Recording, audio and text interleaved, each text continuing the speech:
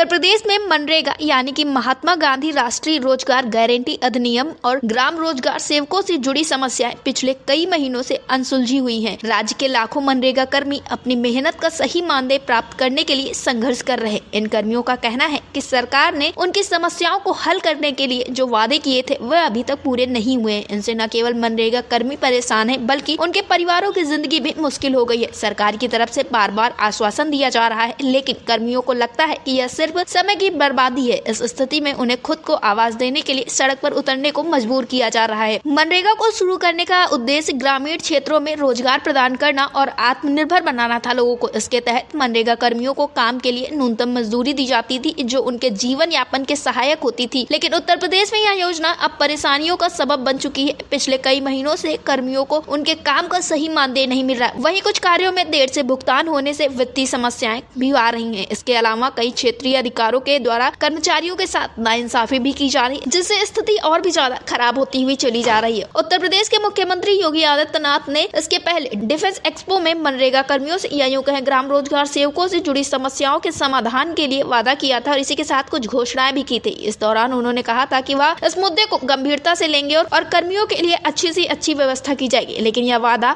अब तक अधूरा भी बना हुआ है। इसके परिणाम में देखने को मिला कि राज्य भर के ग्राम रोजगार सेवक जो है उनके अंदर निराशा का माहौल है, क्योंकि इस पर इनका साफ तौर पे ये कहना है कि प्रदेश के मुखिया योगी आदित्यनाथ ने खुद वादा किया था, लेकिन अब वो अपने वादे को ही नहीं निभा रहे। इसमें देखने को मिला कि कर्मियों ने उनके वादे को उनको याद दिलाने की कोशिश भी की, लेकिन अभी तक उनके हाथ कुछ लगा नहीं है। इस स्थिति में कई सारे श्रमिक संगठन और संगठनों ने अपने स्तर पर प्रदर्शन करने की रणनीति बनाई। उनका उद्देश्य सरकार तक अपनी बात पहुंचाना और यह सुनिश्चित करना था कि उनके साथ न्याय हो। कई बार ये संगठन सड़क पर उतर चुके हैं और प्रदर्शन करने के लिए सरकार से बोल भी रहे। कहा जा रहा है कि जल्द ही समाधान किया जाए, नहीं तो ये प्रदर्शन काफी तेज हो जाएगा और जल्द ही सारे मनरेगा कर्मी ग्राम रोजगार सेवक मिलकर एक धरना प्रदर्शन करेंगे और बहुत जल्द ही इन मनरेगा कर्मियों का जो संघर्ष है वो आंदोलन का रूप ले लेगा। राजनीतिक दृष्टिकोण से देखें तो इस मुद्दे को लेकर विपक्ष भी सरकार को घेरने का कोई मौका नहीं छोड़ता है। विपक्ष का आरोप है कि योगी सरकार 2027 के विधानसभा चुनाव तक इस मुद्दे को लटका के रखेगी ताकि इसे एक राजनीतिक हथियार के रूप में इस्तेमाल किया जाए। विपक्ष का ये भी कहना है कि सरकार जानबूझकर इस मुद्दे को दबाए रखेगी ताकि चुनाव के समय इसे अपने पक्ष में भुना जा सके। लेकिन सबसे बड़ी सोचने वाली बात यह है कि क्या मनरेगा कर्मी, क्या ग्राम रोजगार सेवकों का जो जीवन है वो एक राजनीतिक हथकंडा है? क्या राजनीति में इसे लाना चाहिए? ग्राम रोजगार सेवकों की स्थिति इस समय बहुत ही ज्यादा खराब है। उनके पास ना तो काम की सुरक्षा है और ना ही उनका मानदेय समय पर मिल रहा है। सरकार के वादों और आश्वासन से उनके चेहरों पर कोई बदलाव नहीं आया है। कई मनरेगा कर्मियों ने तो इस हालात में आत्महत्या करने तक की कोशिश की है, लेकिन उनकी पीड़ा को कहीं भी सुनने वाला कोई नहीं है। मनरेगा कर्मियों के लिए अब यह समय आ गया है कि उन्हें अपने अधिकार मिले। सरकार को इस समस्या का समाधान जल्दी से जल्दी करना चाहिए। अगर सरकार ने इस मुद्दे पर ध्यान नहीं दिया तो यह स्थिति और भी ज्यादा खराब हो जाएगी। कर्मियों को उनका मानदेय मिलना चाहिए और काम की स्थिति भी सुधरनी चाहिए। इसके लिए सरकार को चाहिए कि वह मनरेगा योजना के तहत काम कर रहे कर्मियों से जुड़ी समस्याओं को एक एक प्राथमिकता के रूप में लेकर हल करे। उत्तर प्रदेश सरकार के सामने यह एक बड़ी चुनौती है। एक तरफ योगी आदित्यनाथ को अपनी छवि को मजबूत करने की जरूरत है, तो वहीं दूसरी तरफ उन्हें मनरेगा कर्मियों के साथ न्याय भी करना होगा। अगर इस मुद्दे को जल्दी नहीं हल किया गया तो यह सरकार के लिए एक बड़ा राजनीतिक संकट बन सकता है। 2027 के विधानसभा चुनाव से पहले इस मुद्दे को लेकर सरकार को सही दिशा में कदम उठाने होंगे ताकि यह मुद्दा विपक्ष के लिए चुनावी हथियार न बन सके। इसी के साथ ये एक चुनावी खतरा भी न बने सत्ता पक्ष के लिए। फिलहाल मनरेगा कर्मियों ने यह ठान ली है कि अब बहुत जल्दी धरना प्रदर्शन किया जाएगा। अगर इसी दिसंबर माह में समस्याओं का हल नहीं किया जाता है तो 15 दिसंबर के साथ ही आपको देखने को मिलेगा कि इन मनरेगा कर्मियों का जो संघर्ष है और जो प्रदर्शन है वो और तेज हो जाएगा। कई सारे संगठन है और सभी संगठन ये कह रहे हैं कि धरना प्रदर्शन जरूर किया जाएगा। तो कोई दिसंबर में धरना प्रदर्शन कर रहा है, तो कोई संगठन जनवरी में, तो वहीं कोई संगठन फरवरी में धरना प्रदर्शन कर रहा है। लेकिन बात साफ है कि सभी संगठन मिलकर धरना प्रदर्शन करेंगे और इसका भुगतान सरकार को भुगतना जरूर पड़ेगा। डेस्क रिपोर्ट, अटल टीवी।